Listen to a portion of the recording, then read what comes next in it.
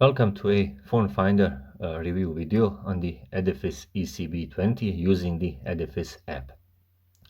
I have my watch on the left side and my phone on your right side currently. So to activate the phone finder, you simply have to have your watch connected to your phone. The next procedure would be to press and hold the lower right button. That will send the signal to the phone. There are two steps when pressing this button over here.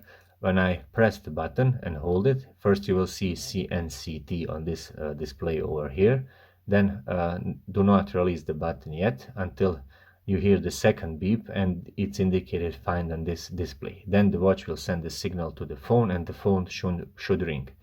To deactivate the ringing the phone, simply press any button. So let's go. Pressing the lower right button once, it beeped twice, and there it is. So I simply pressed the upper right button to stop the phone from ringing. And that was the phone finder review on the Edifice ECB-20. Thank you very much for watching. Please subscribe to my channel. I post the watch oriented content regularly. Thank you.